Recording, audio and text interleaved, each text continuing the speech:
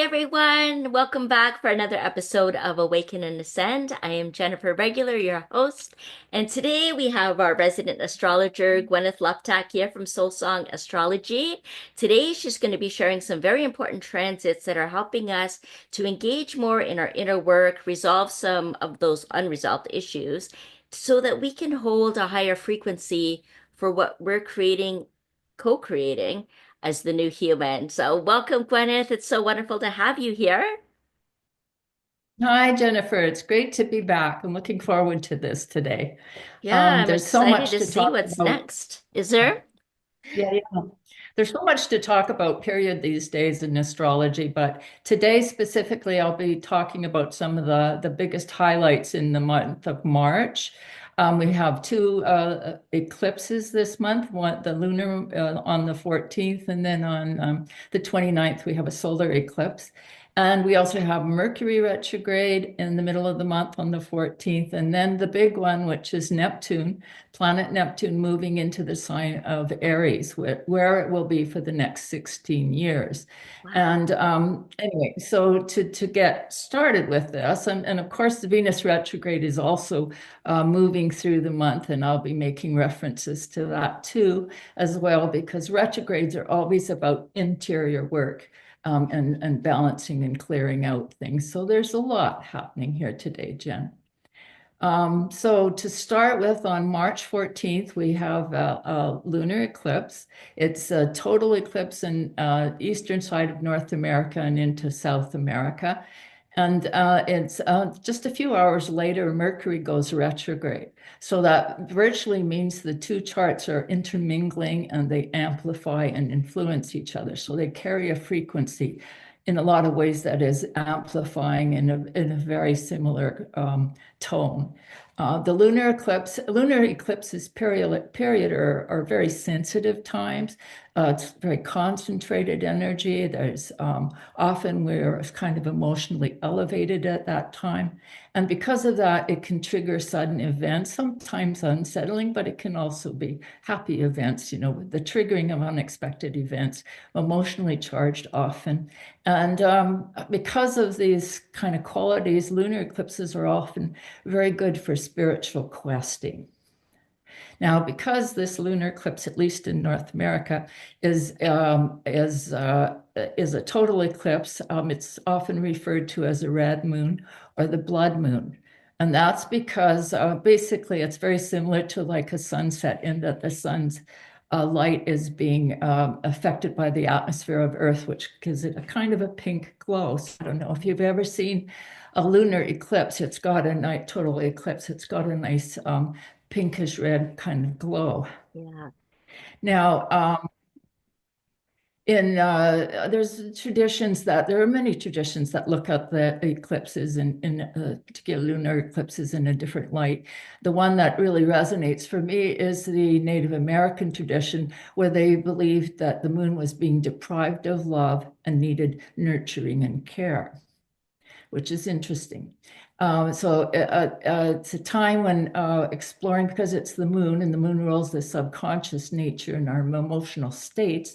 These are the areas that we are more sensitive to during eclipses. And it's really about releasing what comes up and working with, the areas that are triggered or you might have some unresolved things that somehow come forward during or in and around the lunar eclipse time. Mm. Eclipses are always close to the moon's nodes. So this one, the sun is conjunct the north node, which is in Pisces right now, and then the moon is conjunct the south node, which is in Virgo. Now, the north node is really the best direction, considered the best direction of where the current themes are for humanity, where our growth is most um, necessary in terms of the evolutionary path that we're all on. And then on a personal level, it has to do with your own current soul growth and what's happening, on a very personal front. So we have both a collective story going on with the nodes, and then a personal one as well with guidance coming from what the two signs are in. Now, our North Node is in Pisces these days, so it just moved in a few weeks ago, and it will be in. It's the nodes pass through a sign take about a year and a half. So Pisces is all about spirit, being spiritually minded, being creative, and being very compassionate. It's a very sensitive water sign, and it opens, it's kind of a boundaryless energy that collects with the collective unconscious and the creative spark is all, dealing with the God and religion are all kind of Piscean themes. And so those are becoming stronger, focused. Some of those themes will be becoming more focused. Especially during the eclipse. And then the South Node is actually in sign of Virgo. And South Node is all about what we're leaving behind or what we need to release and let go of. And in this case, that would be referring to, during this time, to negative Virgo traits. Now, negative Virgo traits are things like being overly critical, being a perfectionist, or being a workaholic, for example, are all things. Virgo is a very dedicated sign. It's looking for purification. It's very driven that way. And when it's out of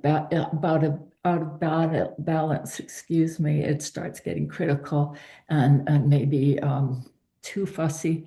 We're just humans. We do make mistakes, and sometimes when Virgo energy can kind of lose sight of that, you can get pigeonholed. So these are themes that you could be looking at within yourself in the coming months. When things pop up, it's kind of a guidance theme that the negative Virgo is kind of helps you to connect with what is no longer serving you. Did that come together the way I meant it to come together, Jennifer? Was that I think it any has. questions Yeah. around Yeah. So for the North that? Node is really focusing on creativity, spirituality. The South Node is helping us to not become so pigeonholed, right? To kind of soften a little bit, to Yeah, be dedicated to something, but not in such a controlling kind of way that doesn't give any room to breathe, right? And to manifest in the way that we right, might right, hope it right. to. Do you have any suggestions, Gwyneth, Yeah. that help us not become so pigeonholed? Standing back, whenever that's a great tool. I find that personally is a great tool when you get very enmeshed in something, a situation that you're maybe that is complicated, or you're just not quite sure what to do with, or it's affecting you in a big way, and you're not sure what to do. Mhm. It's helpful if one can step back a little bit and be more and draw on your observer self and instead of like Virgo, they say about Virgo, they can't see the forest for the trees is a popular phrase for Virgo. So can get too focused. But if you can practice a bit of standing back at times and or view things from another person's vantage point, that's another very helpful way of kind of starting to diffuse something that can be, charged and difficult at times. So that's something I could suggest with this kind of energy. Thank you. That's Now, really the chart helpful. Mhm. part, Oh, I was saying thank you. That's really yeah, helpful. okay, good. Glad to hear that. Now, the sun in the chart is conjunct Saturn and Neptune. Okay, two planets, very different. Saturn is all about focus and discipline and structure and a step-by-step process. Neptune, on the other hand, is all about inspiration and vision. So those two energies in of themselves don't have a lot of common. However, they are both needed. So they need to work together in that we can have our dreams with Neptune and the vision and all the understandings in the world, but it takes Saturn's hard work, day-to-day work and day-to-day focus and fitting things in an organized and sort of practical way in order to make dreams turn into reality. So that's a theme that we'll see going on through the month, actually, with Saturn and Neptune. Um, Now, the sun is conjuncting, and since it's the moon is always opposing the sun in a lunar eclipse, so that means that the moon is going to be opposing Saturn and Neptune. And so that the moon represents our emotional nature, and Saturn will, when it's opposing, which is a stressful aspect, it suggests a cooling off time where things are just kind of less, seem less dynamic, maybe, or relationships seem to have a distancing to them. So that's something to be aware of. And Neptune, on the other hand, focuses on can be very emotional and non-physical, and is very much mystical. When you have Neptune and the moon in opposition, it can be very hard to see reality clearly. So that's where Saturn does come in very well, because Saturn will put your nose to the grindstone on, and if you want to achieve what you're looking for. And so those two are quite active in the chart, the eclipse chart. And now we do have Venus retrograde. Venus goes retrograde on the 4th, on the 1st of March and runs through to the 12th of April.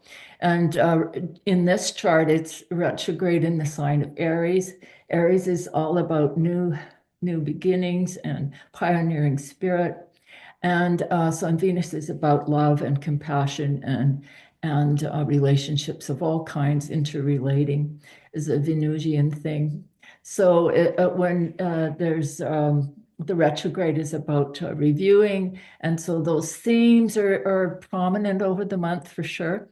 And in the charts, it's dealing probably more highlighting how you are working with certain relationships in your life. Now, it can be the closest ones, but it can be relationships at work or just whatever, particularly if something is more charged. Then the Venus retrograde is an awesome time to get to the bottom of things. And it also asks you in this case is how to question, how do you nurture yourself and how do you nurture others? Nurturing is an important part, especially with the moon and Venus, which are the two, traditionally the two female planets in the zodiac. So very much about caring and nurturing. So, and that's an important piece in terms of when you are trying to deal with what can be some challenging things sometimes is the need to be kind to yourself and to, the long journey of learning to love ourselves is often one of the hardest ones, I think, to truly love ourselves. So in this chart, Chiron, which is the wounded healer, is squaring, which is a stressful aspect. It's squaring Mars. Now, Mars is the action principle, the doing energy, and Chiron is the wounded healer. And so the chart is just another thing pointing out that old wounds may surface during this time.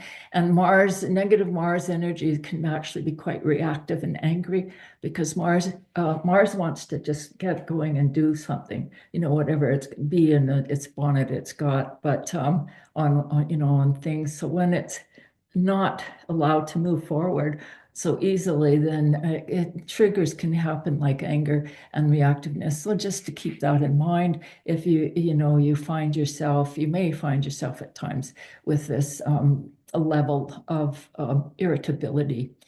Because this transit too, which is Chiron square Mars, has been on the go for a few weeks, and it will continue till the end of the month. So it's actually had February and March timeline happening behind the scenes. So the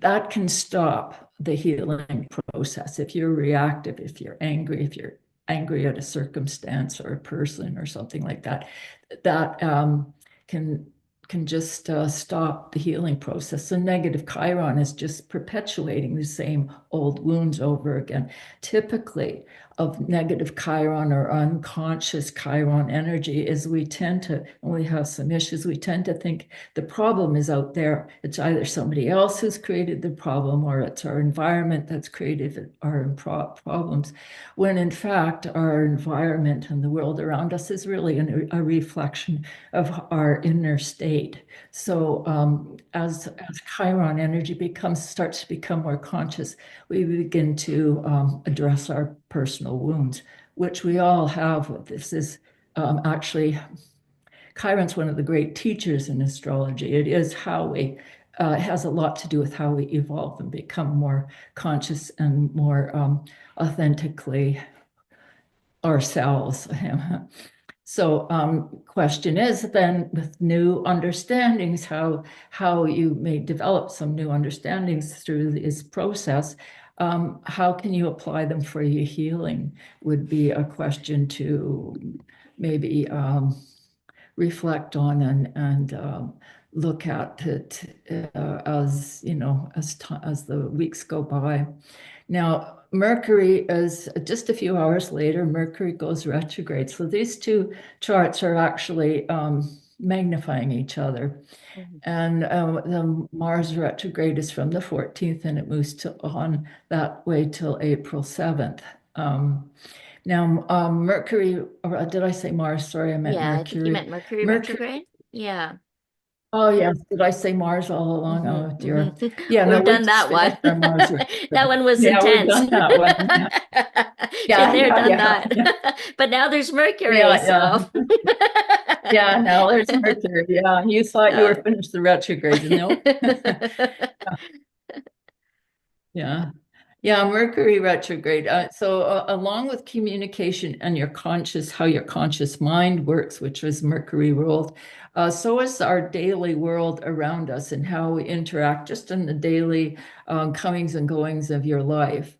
And so these are the teaching areas as Mercury goes, goes its backwards dance. Now it's going to be during the weeks it's retrograde, it's going to be, starts in Aries and then it will go back into Pisces. So once again, which is repeating theme in the different combinations that are happening right now, is this Pisces Aries. Pisces is the final sign of the zodiac. It's the very end of the 360-degree mm, cycle that is the zodiac. And Aries is the very zero. Aries is the very beginning of the zodiac. So it reflects there the finishing of an old cycle and the beginning to introduce a new cycle oh, is wow. is yeah, is definitely again and again, that's just repeating astrologically in a lot of different ways. And, and of course, the eclipse vibe is still very present in the Mercury retrograde. So the things that I just talked about with the eclipse continue to amplify through the retrograde Mercury. So those themes, with the Saturn and the Neptune combination is still very much in play. Now, Aries is an independent sign. It's a pioneering sign, and it's fearless in its approach. It's a fire sign, and it's full of beans, and it's ready to get going. And Mercury retrograde, it will always have, it's about delays and breakdowns and miscommunications. And it's also about reorganizing things and getting ready to redo things wherever they, in your personal life, whatever might show up during these weeks that needs rethinking or replanning. Retrogrades are always the time to do that, but it's not the time to act on anything major during a retrograde because invariably you don't have all the information. Information will come, the final information will come in the stage that comes after the retrograde period when you can begin to integrate things and act and move forward. Mhm. So Yeah, yeah. Interesting. I'm sure you've experienced a lot of retrograde Mercuries over time, Jen. Have you Sure found have. them to be? Yeah. Yeah, yes, yeah. I have, and for me, Okay. it's really a chance to hone in on messages, on communication, on even the way that we talk to ourselves, and just being aware Yeah, of yeah, all aspects of communication and really being able to build on that and foster a stronger communication with yeah, others and even in yeah, business, through our messaging and what we're sharing and how we're expressing ourselves through that. There's a lot of reflection yeah, yeah, around that as well. Yeah, besides, our computer's not yeah, working yeah, very well and, all the yeah, yes, glitches and things that, annoy us, but yeah, there's that piece of it too. Yeah. yeah, yeah, for sure. Okay, so the Libra moon, the moon has moved into Libra for a few hours into the retrograde Mercury. It's then it is now opposing that retrograde of Mercury, opposing that retrograde Venus, and opposing Neptune. Hmm. So and then trying to Pluto, which is all very supportive to psycho-emotional review and development and transformation. Venus and Neptune are very feeling on the moon, are all very feeling oriented, emotionally kind of anchored energies. And Mercury, of course, is the conscious mind and all the things that we just talked about. And so there's a whole batch of stuff that is really helpful in terms of being able to just enter into some more private perhaps areas and do some house cleaning, you know. Hmm. Um, Now finally, Mercury has a positive aspect to the what was known as the royal stars in antiquity of Antares and Aldebaran. And Aldebaran is known for its integrity, supporting integrity, and Antares is very impassioned and very focused energy. So since we have support coming from these stars, fixed stars, that this just adds to the or facilitates the ability to find to align better with your impassioned um, truths, your authentic, integral truths, and to apply that to your communication and your interrelating circumstances with a little more ease. It's always good to Oh. have support, and the fixed stars are a wonderful support that way. So all about review and release, both the eclipse and the Mercury retrograde, and that this is all really for the clearing the decks and the initiation to building what one of the ways we look at that is building the new human. The Mm. As we enter into the new earth and new world, that is, we're right at the brink of doing. We are clearing up on multiple levels. We're clearing up our personal stuff. We're clearing up family lineages and of healing that can run from all sorts of deep periods of time and to just your life as it is in the day to day right now. And this is really about opening up space so that the stronger, newer, more aligned energies, of which are, the upgrades that are coming, for example, from the sun, which is it's in 2025. It's at the peak of its 11-year cycle of energy cycle, where it really is throwing out a lot of electromagnetic storms, which affects the earth on practical ways, but it also is about upgrades because our sun is our life force, and in turn, our sun gets its attunement from the central sun, which is in the center of our galaxy, the Milky Way. And that's how. So we're getting those photon blasts from the sun this year on that help as well. So Literally shining light on things that need to be transformed and activated, isn't it? yeah, yeah, Yeah. yeah. Ready for it. Okay. So then we move on to the solar eclipse. We have 2 weeks after lunar eclipse, we have a solar eclipse, and that's on March 29th and 9 degrees Aries. And then the next day, just a few hours over into the next day, Neptune, the planet Neptune, moves into the sign of Aries. So those two charts are also very interrelated with each other. Um, the only difference between them is that the moon changes signs. Now, the North Node eclipses are always this one is a North Node eclipse, by the way, and it's always about new beginnings. North Node is always about new beginnings. So our sun is conjunct the North Node, so it's being energized, or it's bringing energetic upgrades that are supporting new beginnings. In this chart, we have got the Sun conjunct Saturn, and Saturn is that self-disciplinarian energy that needs to take things seriously and step by step in a very pragmatic kind of way. And then we have Mercury retrograde in Aries, and there's new ideas moving into existing structures. So because Saturn is still part of that, so we can infuse. Although it's retrograde, I know it is retrograde, but it is in the sign of Aries at this point.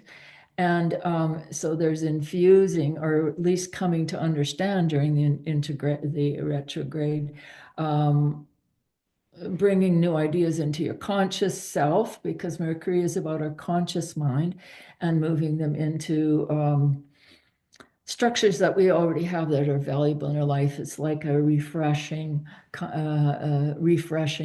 things, but still having our beliefs anchored and functioning in the daily world. Um, so Neptune, now the one that I'm most interested in talking about today is because of the length of time and also where it's placed is the planet Neptune moving into the sign of Aries, which I'm calling inspired action. Now, Aries and Pisces energy is definitely still in play here. Neptune rules the sign of Pisces. So those Neptune and Pisces are interchangeable in terms of what they represent, which is compassionate, caring energy. It's creativity. It's spirituality. It's the collective unconscious, which is about blending, becoming, because we're becoming, along with becoming the new human, we will eventually be moving towards, we are taking those steps to moving towards being collectively joined. Because as evolution increases, we become more and more blended with as the energies become higher, they become more blended together as groups of souls, if you like. So we have a stronger impact and a more aligned impact. So that's the long game, what we're headed towards. But the steps that we are doing right now have to do with, or the one big step at least has to do with Neptune moving into the sign of Aries. Now, Pisces is the last sign of zodiac. It's the last degree of a 360 degrees circle that the zodiac represents. And and then it's just stepping into the sign of Aries, which is a fire sign. It's an active, it's very yang energy, if you like. It's externalizing, and it's movement oriented. Um, and Piscean energy, represented by Neptune, is still very much the theme of the more heart open, mind opened, um, um, compassionate, inspired kind of energy that how Neptune broadens and expands. So kind of a step backwards and a step forwards. If you sort of see, I sort of see it as at the starting gate where you're just coming, you've been waiting for this start, and then you've got the one step moving forward. That's broadly speaking, I think how this really works for us. Yeah. Yep. Okay, so that will become more and more the focus. So sensitive energies like inspirational energies, developing more intuition, and definitely in or the dream world, our personal dream world, our sleeping dream world, and our daytime dream world, the one where we have, you know, ideas of, grand, whether they're grand or small or whatever, but we have, ideas that come to us in an inspired way at times. And this is actually more and more how we're going to move forward, Jen, as it's And a the key different word kind of there, I footing. think, is that we are moving forward, right? And in a good We're way. And moving yes, there's forward. a lot of clearing out to do, a lot of letting go of anger, and a lot of transformation that is happening. And to lean into that and create the space, to welcome the new. Yeah, yeah, Yeah, to keep us yeah, moving yeah, forward yeah. so we don't get stuck or pushed or left behind, really. Yes, yes, or left behind. Yes. Yeah, that's very nicely put, Jen. Neptune can easily become disconnected from reality because Neptune is energy is non-physical. It's, spiritual energy. It's the dream world. It's visionary energy. It's non-physical, so it has no boundaries in of itself. So it's just a bit of a reminder that you can become disconnected from the reality that you are around. That's what would be a negative Neptune kind of flag. And just a reminder once again that we need practical steps in order to bring our dreams into reality. Again, thank you, Saturn, for being there and Yes. supporting. Yeah. Yeah. Okay, so in both charts, the North Node is in Pisces and it's conjunct Saturn. It has been it is in both charts, so that's that steadying influence of Saturn.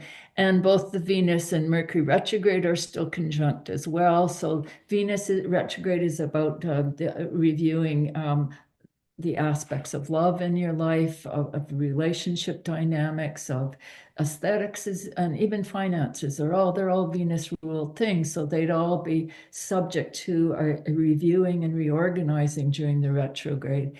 And so that we carry that with us through the charts.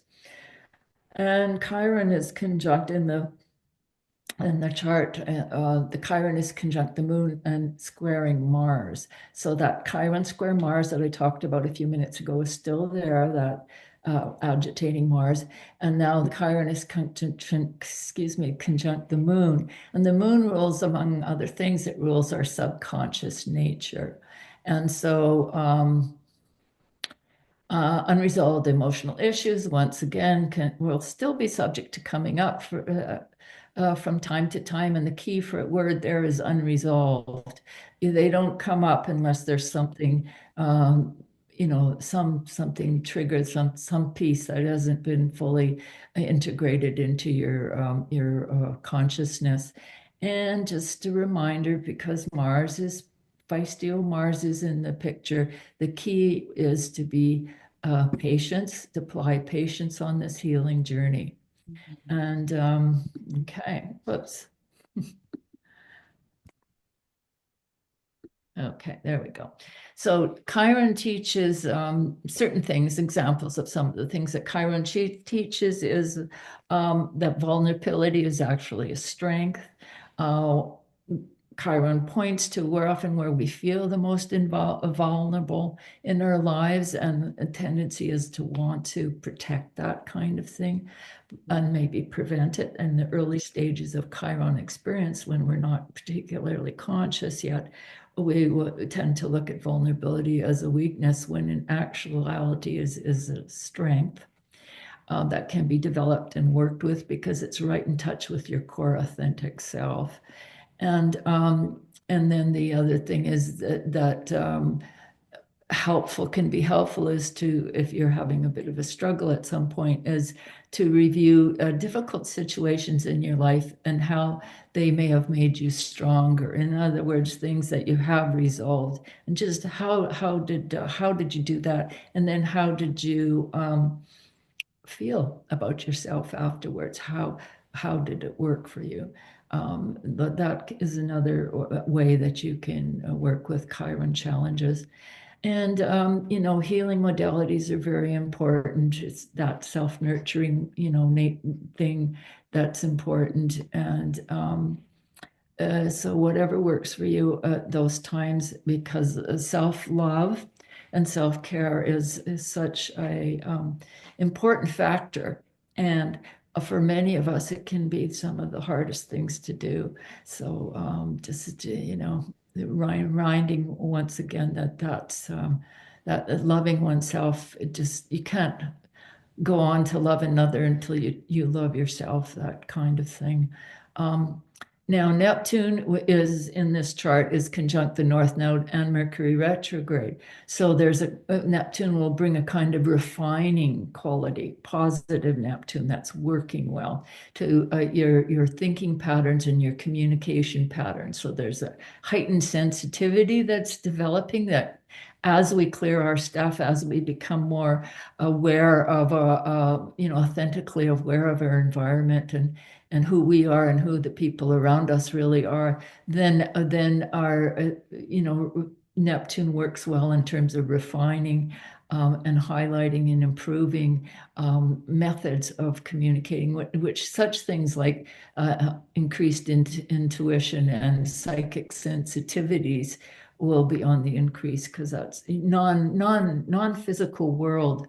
The psychic sensitivities sort of move into the non-physical world, which is Neptune's arena for sure.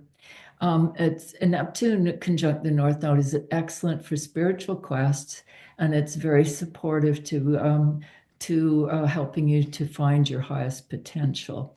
So finally, Neptune has strong links with the fixed stars Alpha Centauri and the Pleiades. Now, both of those stars have supported humanity as growth for many thousands of years, and they're positively aligned in this Neptune moving into Aries chart. Alpha Centauri supports you in terms of moving beyond limits and facilitates you finding your highest potential. So just making things a little more guided and aligned. And the Pleiades help us to navigate any psycho-emotional issues that may surface. And that too is just adding more insight and light to any processes that may come up. So, Jen, in summary, that's just, I see it as sort of stepping out of Pisces and moving into Aries, finishing one huge cycle and just stepping into the brand new beginnings that we are all, looking forward to entering into, I hope. Yes, me too. Yeah. Me too.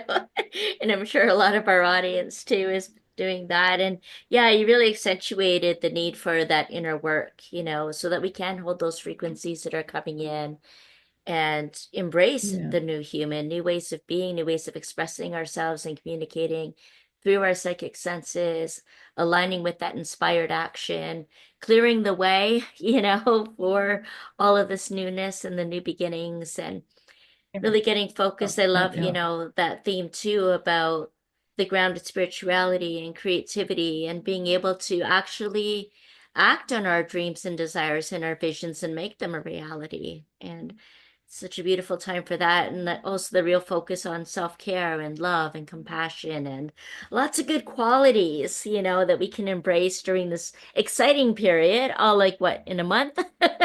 It's going to be intense, but it's also going to be really wonderful. And yeah, if you want some more clarity on that, if you have some aha moments, if you have some insights, we'd love for you to share that in the comments. You can also connect with Gwenyth. We'll have her information there down below. And of course, you can reach out to me as well in the information if you need some support, if you need the community around you to light the path of profound impact, to really engage in this collective transformation together and have the support around all of this navigation that we need with the new energies, then check out the Leadership Ascension Alliance. I'll have the link below there. We still have some spots available in that if you want to become a part of that community. It is so amazing where we get to really align with our sacred leadership archetype and become this new human that we've been talking about. So all that information's there as well.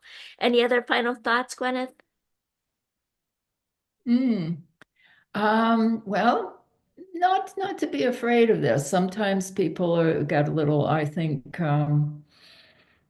frightened of unknowns. It is kind of hard for us to look at unknowns and be so willing to jump in, but it's really what we're looking for that is coming now. So it's and the inner guidance is always important. The inner ahas, that voice or that intuitive guidance that sort of tells you if something feels correct or doesn't feel correct, is that's always the guidance for any of this, and that's part of the Neptune teachings, is it's very much about the intuitive interior inner strength that we're developing and trusting. Trust, that's a key word here. Trust. Yes, absolutely. Absolutely. Trust. Yeah. And yeah, be willing to align with the cosmos and experience all that it's guiding us towards and opening up for us and helping us clear out and heal and transform in the best possible way for the planet to support Gaia Nation.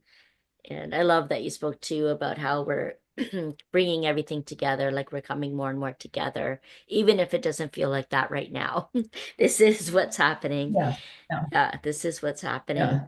Yeah, thank you so much, Gwyneth, for all of that you shared with us. So many key insights and My beautiful pleasure. Yeah. understandings of the planets and the stars and, how they oppose each other and, work Mhm. together and all of the ways that we can learn from that, really. So thank you.